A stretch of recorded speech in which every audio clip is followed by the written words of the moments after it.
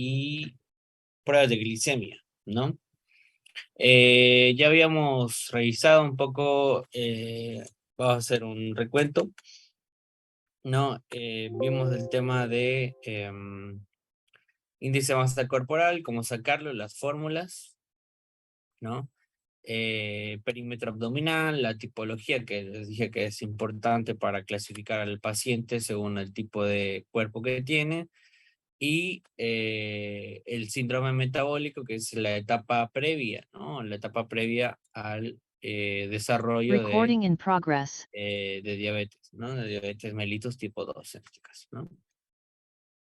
Así que vamos a continuar ya hablando con más calma el tema de las pruebas, ¿no? De glicemia, que habíamos ya mencionado anteriormente que se hacían varias pruebas para llegar a un diagnóstico. En especial, habíamos hablado sobre la hemoglobina glicosilada. Habíamos hablado también de la glicemia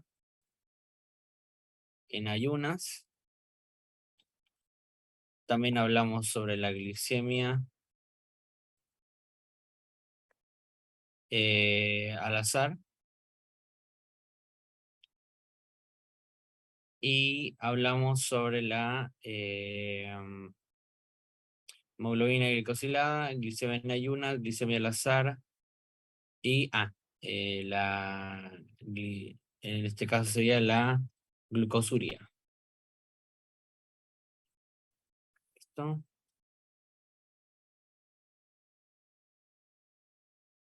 Glucosuria. Perfecto. Entonces, 4 parámetros importantes. ¿Quién me puede recordar un poco para qué sería la hemoglobina glicosilada?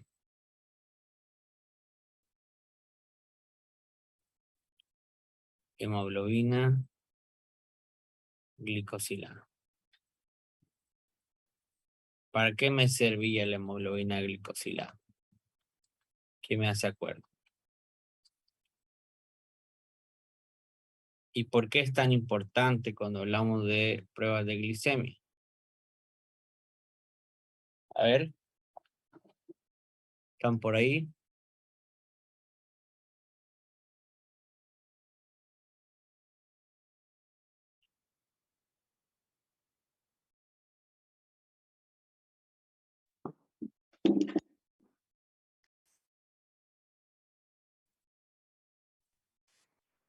Hola.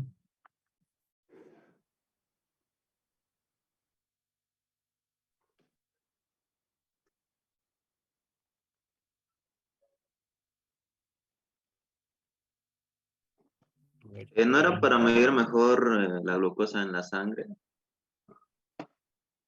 Eh, ya va por ahí, pero ¿por qué era importante? ¿En dónde, eh, qué, dónde se encontraba esta hemoglobina glicosilada?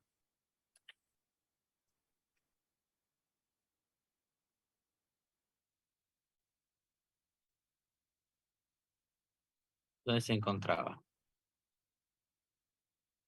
la hemoglobina glicosilada? ¿Y por qué es importante?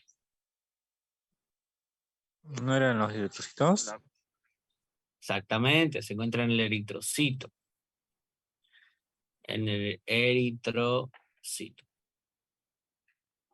Ahora, está dentro del eritrocito y eso nos da la idea o nos da el- nos da la pauta de que si en este caso la hemoglobina glicosilada es una molécula de hemoglobina, ¿no? Que tiende a fijarse a la glucosa, ya tiende a fijar glucosa, entonces la hemoglobina glicosilada va a estar saturada de glucosa dependiendo de la cantidad de glucosa que se consuma, ¿no?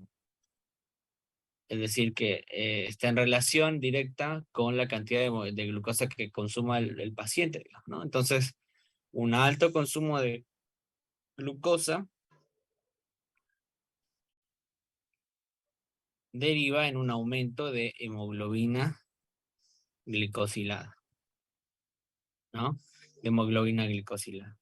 Es decir que la hemoglobina glicosilada va a aumentar en cantidad cuando la glucosa está elevada por mucho tiempo en sangre, ¿no? Entonces, la prueba de hemoglobina glicosilada, si es que me está diciendo que me da un parámetro, me da un récord de cómo estuvo la glucosa, cómo estuvo el consumo de glucosa en un periodo de tiempo determinado. ¿Cuánto tiempo es ese periodo de tiempo? Son 3 meses, ¿no? Que es lo que dura la vida de un eritrocito, porque cuando éste muere, todo el recuento de hemoglobina glicosilada muere con él, ¿no?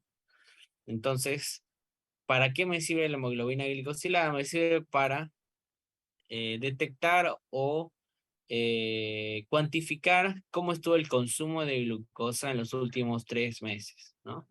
En los últimos 3 meses. Si estuvo alto el consumo de glucosa en esos 3 meses, van a salir niveles altos de hemoglobina glicosilada. ¿Entienden? Todo porque está estrictamente relacionado a la cantidad de glucosa que se consume y cuánta de esta glucosa se fija a este tipo de hemoglobina en específico, porque no es una hemoglobina como las demás, sino que es especial la hemoglobina glicosilada y aumenta en cantidad cuando hay un aumento de consumo de glucosa. Entonces, ese es uno de las pruebas que se hacía.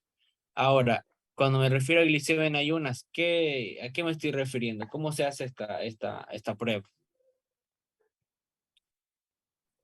¿Qué significa?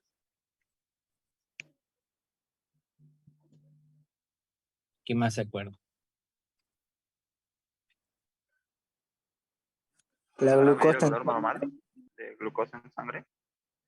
A ver, valor normal de la glucosa en sangre. ¿Cuánto es el valor normal? 70-99. 70-99. Ah, perfecto. Miligramos sobre decilitro, ¿no? Ahora, ¿y qué significa esto en ayunas?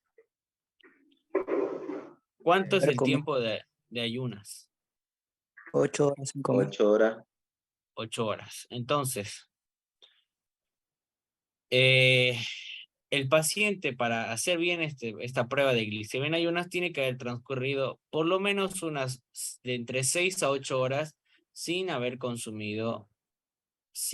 consumir alimentos. ¿Por qué? Determina el consumir o no alimentos la cantidad de glucosa que tengo en sangre. Sí. Sí. Sí, determina bastante, ¿no? Y aquí están los ejemplos, por ejemplo, ¿no? El valor normal está aquí escrito, pero, por ejemplo, ¿qué significa esto? Valor de glicemia postpandrial. Aquí está mal escrito. Es con A, pandrial. ¿Qué significa esto? Significa que postpandrial significa después de la comida. Quiere decir que 1 hora después de la comida, mi glicemia podría llegar a estar en estos valores, por ejemplo, ¿no?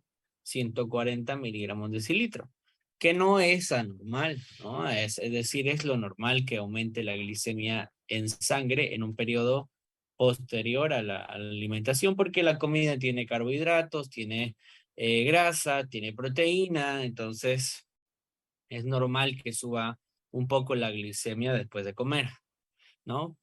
Posteriormente, 2 horas después de haber comido, 2 horas postpandrial, que tenemos, tendría que estar menos de 120 miligramos de decilitro, y ahí ya vas viendo, por ejemplo, ¿no? Ya vas viendo, esa es la quinta prueba, es la resistencia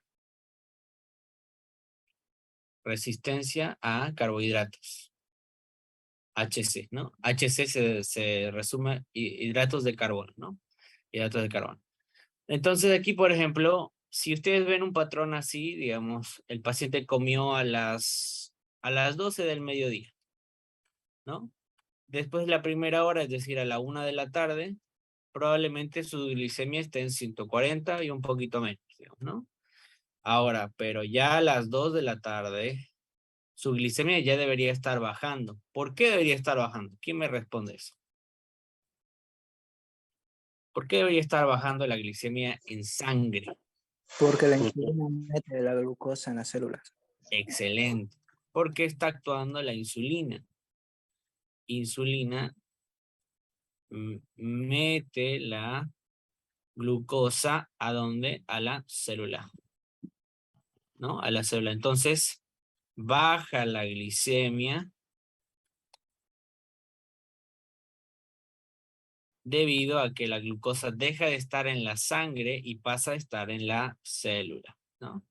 Pasa a estar en la célula. Y eso es bueno, ese es el objetivo principal de los hidratos de carbono. El hidrato de carbono dentro de la célula es lo mejor que puede existir, ¿ya?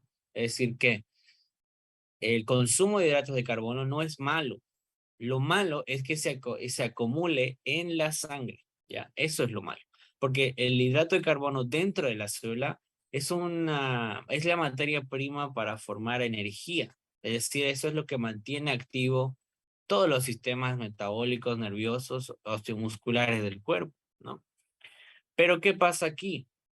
A las 2 de la tarde mi paciente ya debería tener por lo menos un valor menor a 120 miligramos de cilitro de glucosa, ¿no? En sangre. Ahora, ¿qué es lo que pasa? ¿Qué es lo que pasa cuando yo, después de 2 horas de haber comido, le tomo la glicemia a mi paciente y está en 160? ¿Qué pasó ahí?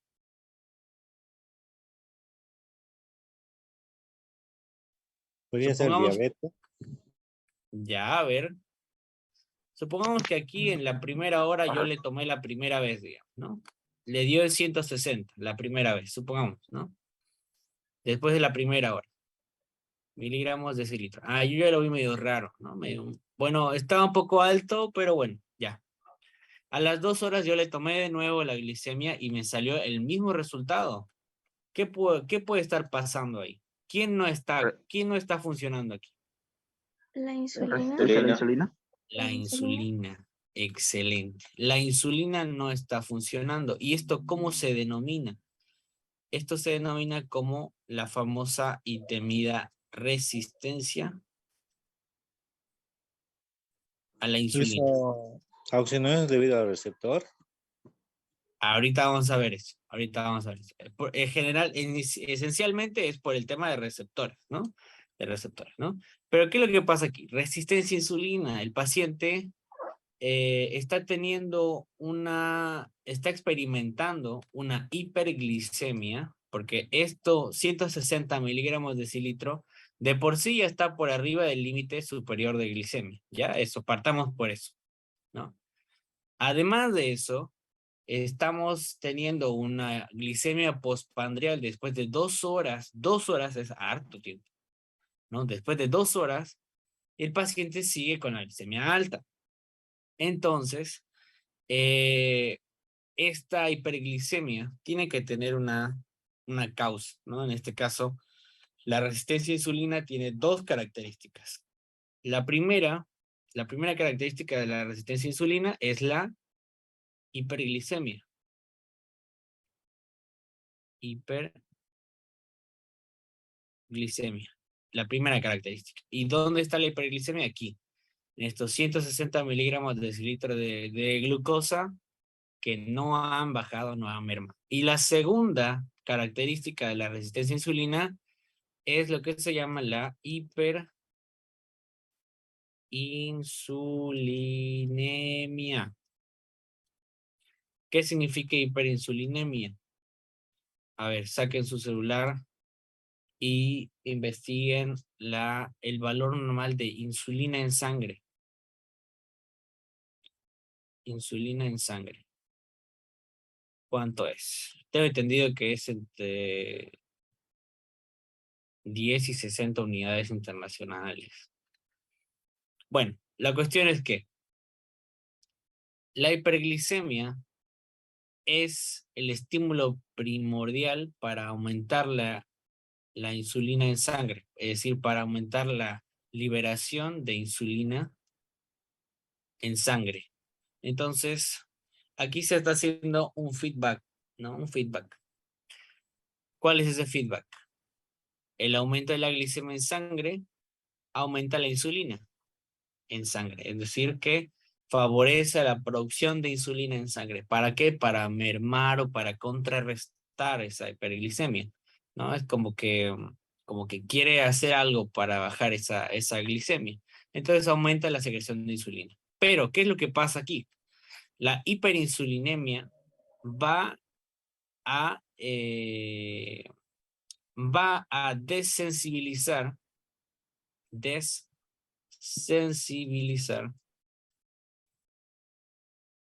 a los receptores de insulina en todo el cuerpo.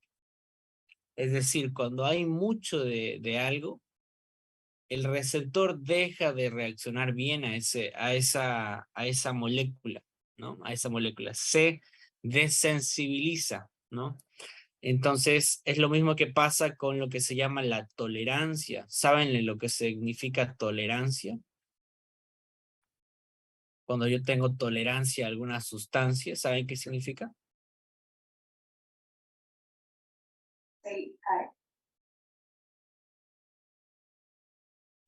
Que lo permite o algo así. Ya más o menos va por ahí, ¿no? Tolerancia significa que si en el día 1 yo consumía 10 miligramos no sé, de alcohol, en el día 2, y esto me generaba un efecto, ¿no?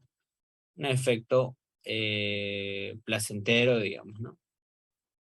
En el día 2, esos 10 miligramos de alcohol ya no me sirven, ya no me generan el efecto placentero. Entonces, ¿qué es lo que hago? Consumo 20 miligramos, ¿no? De alcohol para conseguir el efecto placentero. En el día 3, yo voy a consumir 20 miligramos de alcohol, pero ya no me va a hacer efecto. Entonces voy a tomar 30 miligramos. Y así sucesivamente. Eso significa tolerancia, ¿ya? Tolerancia. En este caso, el receptor de insulina, en el día 1, sí reaccionó bien a la molécula de insulina en sí, ¿no? Es decir, que el receptor de insulina está hecho para reaccionar bien a la molécula de insulina y generar la acción, ¿no? El problema es que esta insulina llega a estar en niveles altos por este tema en específico, ¿no? ¿Y quién genera la hiperglicemia en este caso? Del paciente. ¿Cuál es la causa de la hiperglicemia del paciente?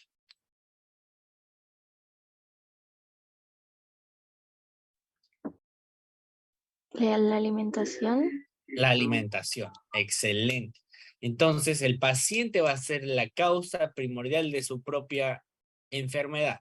Un paciente que come demasiados hidratos de carbono, demasiadas gaseosas, demasiada grasa, demasiada comida del día a día, hace que esta hiperglicemia esté no solamente en un día, sino que va a estar en 10 días seguidos, en 30 días seguidos. Entonces, imagínense, altas cantidades de insulina a lo largo del tiempo, porque esto no se desarrolla en un día, ¿entienden? Esto se desarrolla en meses y años de malos hábitos, ¿no? Entonces imagínense un paciente que tiene 160 miligramos de cilitro postprandial en el día 1. Tiene 160 en el día 2, en el día 3, en el día 4, 5, 6, 7, 8, 9, 10, 30. Entonces, fíjense, está meses y meses con glicemia alta y con hiperinsulinemia alta también. Entonces, obviamente ese receptor va a generar tolerancia, ¿ya? Genera tolerancia el receptor y deja de reconocer a la molécula de insulina, ¿ya? Este es un problema grave. Entonces, el receptor de insulina que está en todas las células insulino dependientes, ¿ya? Hay células que no necesitan insulina para meter glucosa, como el sistema nervioso central, por ejemplo. No necesita receptores de insulina, pero la gran mayoría de las células sí necesitan receptores de insulina. Entonces, todas las células que tienen este tipo de receptores empiezan a experimentar un bajo débito de glicemia intracelular, ¿no? Entonces, este receptor deja de funcionar, deja de ser útil, y ¿qué es lo que genera? De nuevo empieza el feedback positivo en este caso, ¿no? Que es que la hiperglicemia de mi paciente que tiene malos hábitos me genera hiperinsulinemia. La hiperinsulinemia me genera tolerancia en el receptor, y esa tolerancia en el receptor va a generar aún más aumento de insulina en sangre. ¿Por qué? ¿Por qué genera aún más aumento de insulina en sangre? ¿Por qué? Porque si es que, por ejemplo, mi pobre páncreas que estaba aquí, me forma 10 moléculas de insulina para reducir, no sé, una glicemia de 180 miligramos decilitro, que ya está todo medido, digamos, ¿no? Pero si falla esta acción, el páncreas va a generar 10 moléculas más de insulina. ¿Ya? Va a generar 10 moléculas más de insulina para seguir tratando de atacar esos 180 miligramos de decilitro, ¿no? Ahora, si falla de nuevo, va a seguir formando insulina. Va a formar unos 10 moléculas de insulina extras, ¿no? Entonces, ese es el feedback positivo que se genera, ¿no? Entonces, más insulina, más tolerancia, más hiperglicemia a lo largo del tiempo, entonces el paciente termina con glicemias, pero de 200, de 300, 400 miligramos de decilitro. A ese punto, ¿entienden? A ese punto. Entonces, a lo que íbamos cuando estábamos hablando de la glicemia en ayunas, ¿por qué es importante? Porque cuando yo me voy a dormir, la última comida que fue hace 8 horas, supongamos que fue en la noche, ¿no? Yo me dormí a las 8 de la noche y desperté a las 8 de la mañana al día siguiente. Esa última comida estuvo, o sea, lo ideal es que una hora después, supongamos a las 9 de la noche, se me haya subido un poquito el azúcar, digamos, ¿no? Que esté en 140, pero ya a la mañana siguiente esa glicemia tendría que estar dentro de este parámetro normal, ¿entienden? Debería estar así, ¿ya? Por eso es que si es que yo tomo glicemia en ayunas y me sale un resultado de 140 miligramos de decilitro, hay un problema, ¿no? Hay un problema, porque no ha mermado esa glicemia aún con 8 horas de diferencia entre la comida que consumí antes de hacer las ayunas a el momento en que me despierto, ¿entienden? Entonces, eso significa resistencia a la insulina, resistencia a hidratos de carbono. No se está metiendo glicemia a la célula, no se está metiendo glucosa a la célula, se está acumulando en la sangre. Ese es el signo de la glicemia en ayunas, ¿entienden? Ahora, este valor de 70 a 99 miligramos es ideal, obviamente, ¿no? Hay pacientes que puede variar un poco, ¿no? Pero tiene que estar sí o sí dentro de rango, ¿no? La glicemia en ayunas, ¿ya? Entonces, esa es la importancia, por ejemplo, de ese valor, ¿no? Otro valor, otro estudio es el de la glicemia al azar, ¿no? ¿Qué era la glicemia al azar? ¿Quién me puede recordar?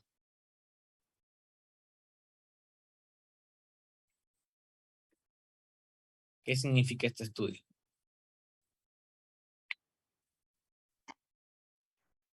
Se lo toma a cualquier hora del día. En cualquier hora del día, en cualquier momento del día, sin importar qué estuvo haciendo el paciente, ni qué tomó, ni nada, ¿no? Ahora, este glicemia al azar sí tiene parámetros un poco más exagerados, ¿no? Tiene que salir más de 200 miligramos de decilitro para que sea positiva esa prueba, ¿ya? De glicemia al azar. Glicemia al azar. Para que sea positivo tiene que ser más de 200, ¿ya? Más de 200 miligramos de decilitro. ¿Por qué? Porque yo si encuentro 140, por ejemplo, podría ser postprandial, digamos, ¿no? Es decir, el azar me hizo que, por ejemplo, le tome la glicemia a un paciente y haya comido hace 15 minutos, digamos, ¿no? Puede suceder, pero ya si está más de 200, Eso ya es raro, digamos, ¿no? Eso ya es patológico. Por eso es importante diferenciar los valores en una prueba y otra, porque no es lo mismo el valor de glicemia al azar que glicemia, que la prueba de resistencia a hidratos de carbono, por ejemplo, ¿no? La glicemia postprandial después de 1 hora o la glicemia postprandial después de 2 horas, digamos, ¿no? No es lo mismo. No, no es lo mismo. Peor aún con la glicemia en ayunas, que tiene los parámetros tan estrictos como un valor normal entre 70 y 99, ¿no? Entonces, para eso nos sirve diferenciar las pruebas de glicemia respectivas, ¿no? Por otro lado, tenemos la glucosuria. Ya la glucosuria es la prueba, en este caso, la muestra es la muestra de orina, ¿no? La muestra de orina. ¿Y qué es lo que tendría que arrojar la muestra? Tendría que arrojar 0 miligramos decilitros de glucosa en orina, ¿ya? 0. ¿Por qué 0? Porque el riñón reabsorbe el 100%, repito, 100% de la glucosa, de la glucosa filtrada, ¿ya? De la glucosa filtrada. Es decir que no se le escapa una sola molécula de glucosa al riñón, excepto cuando la glucosa en sangre está por encima de 180 miligramos de decilitro. 180 miligramos de decilitro, ¿no? A ver, espérenme un segundo.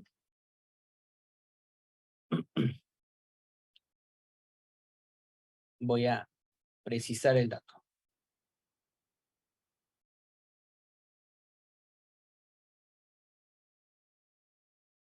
Sí, 180, es correcto, ¿no? Entonces, lo máximo de glucosa reabsorbida al 100% a nivel renal es un valor hasta 180. Es decir, si mi paciente tiene 185 miligramos de decilitro, ¿va a salir glucosa por orina? ¿Sí o no?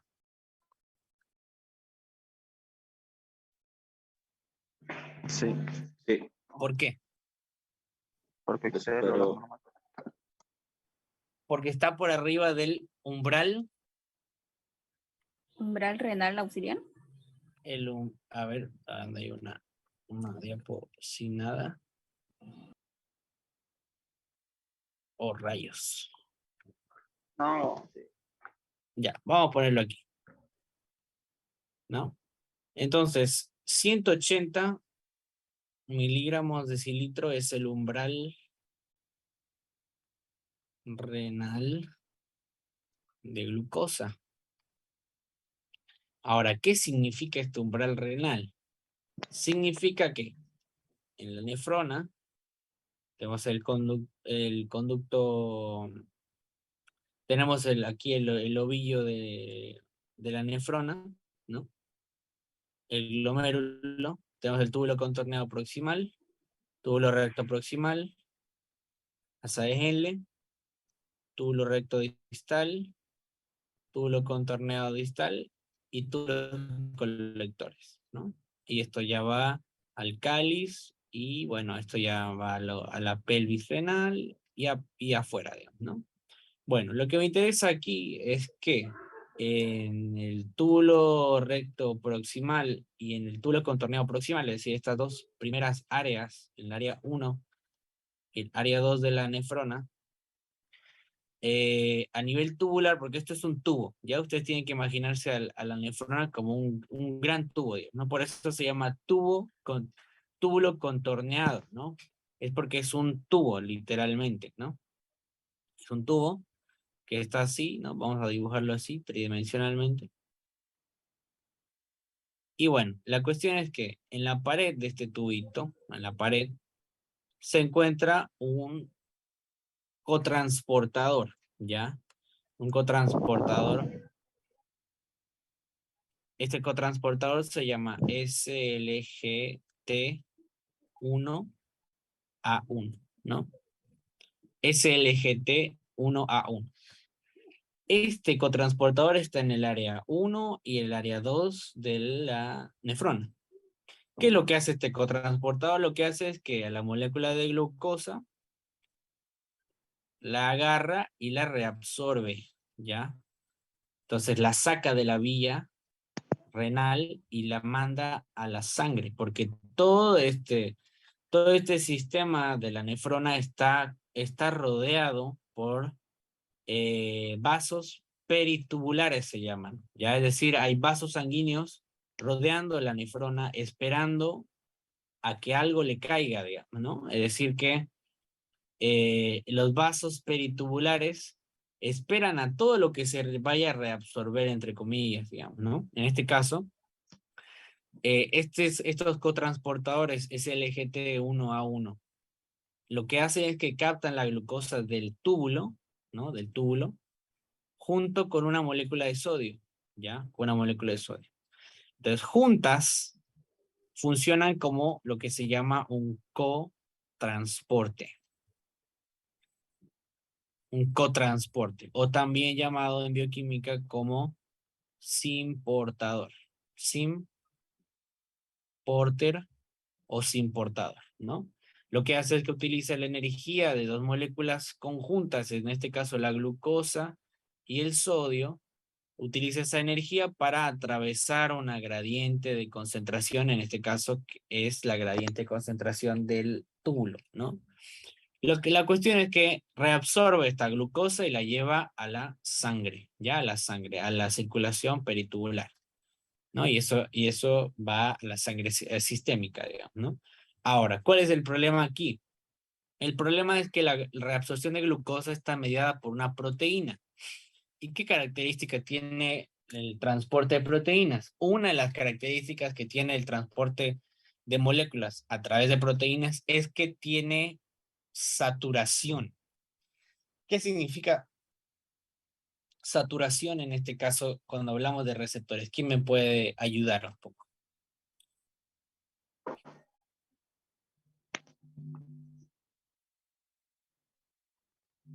Cuando yo digo que un transportador está saturado.